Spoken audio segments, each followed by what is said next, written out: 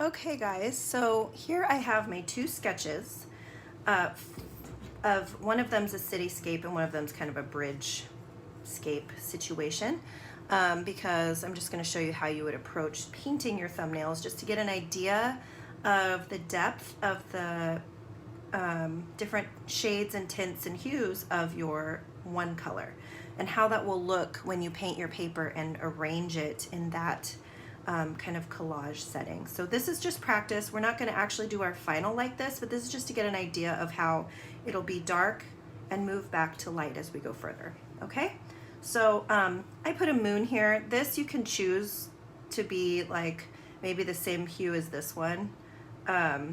It won't be the same as the sky. That's just kind of an addition to it. So that's just one I did for fun. Okay, so my color, I'm gonna choose blue this time. So I'm going to start by doing the wash in the background. And I want, when I do a wash means that it's mostly water. So I'm gonna put some water, there's some blue right here I'm gonna try and use. Mostly water. See how that looks? It looks really, really watery and there's not too much pigment. So I'm just gonna paint the background really pale blue. And you can just drag that color down. Keep revisiting that spot that you started because you can really drag it and keep it super light. And you don't need to really add more if you get enough water on your brush. See how I'm just going back to this spot and I'm dragging it down around the buildings. And now I've got, really doesn't take long. Now I've got a nice little wash here. This is my furthest, this is the total background. This is the furthest away from the foreground, okay? So the background will be a wash, okay? And then I'm gonna decide, okay, so I've got the middle ground here, and I might have this be the middle ground too. So I think what I'm gonna do, actually, kind of wanted to show you guys a tint as well. So I might do like a little building that comes up right here that's closer to us. Because I want to do the wash, pure hue, a tint, and a shade. So that's what we're going to do here. So this will just be the pure blue. So if I'm just doing pure blue, I'm going to get some water and really just kind of get my brush in the pigment. Just get that real true blue color. Okay, so I'm just going to carefully, and mine, you know, sometimes you want to wait to get really edge to edge, or else sometimes it'll bleed if your wash is a little wet. Especially since we're not using watercolor paper for these practice ones. I am here, but some of you didn't have extra ones, so. But I'm just gonna do this true blue color. Get it as solid as I can. I can see that it's getting lighter here, so I'm gonna add a little more paint.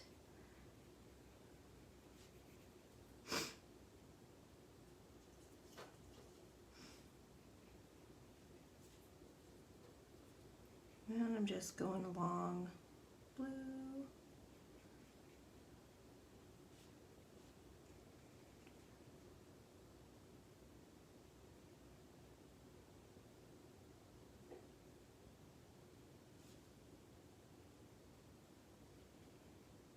Oh, I just realized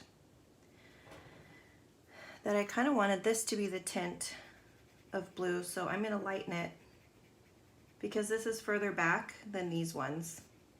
My mistake.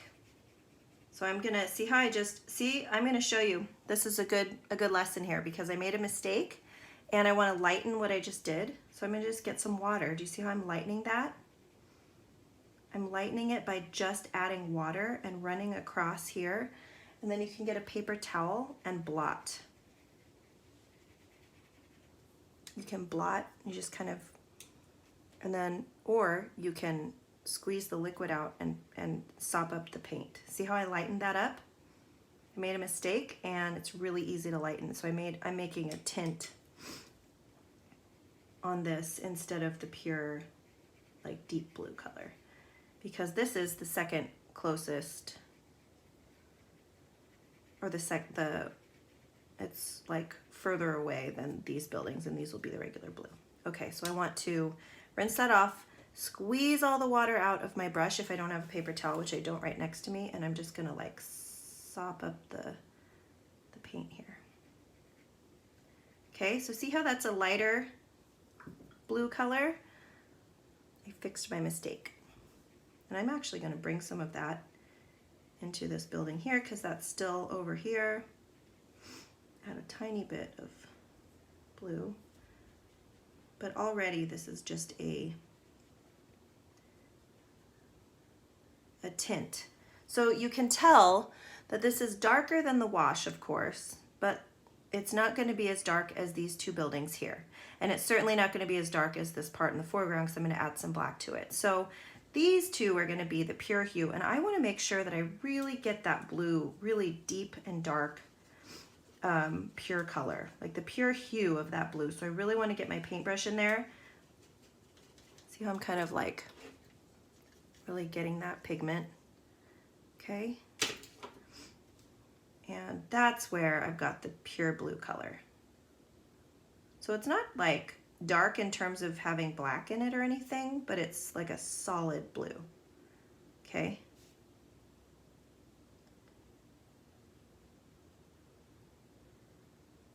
It was just these two that were that. It's kind of bleeding into the other buildings in the background because I am just trying to show you quickly, so I can fix that by drying my brush and kind of sopping it up a bit. Okay. Last but not least, we're going to do the front in a shade, and then you can decide what shade you want the extra to be. I would love it if you guys could do an extra in your art, like a moon or a sun or maybe like a bird in the sky, and that can be any tint or shade. But now I need to make a darker version of this blue. So what do?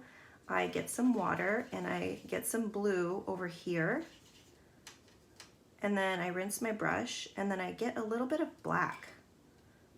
So I come over here and I grab some black, not too much because it's super overpowering, right? But I want to make like a navy blue color, okay? And I can test it and see if it's a little too dark, but I think this is probably good. I'm trying to go up as close as I can without it bleeding, but it might not be successful. You may want to wait in between a little bit to dry, although these are just practice. But see how this is like a very dark navy blue color. This is the closest to us. Okay? And then I'm going to decide if I want to, let's see, I think I want this one to be a pure blue. Just to give it that like kind of bold.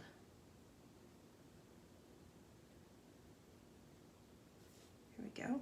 It's a blue moon.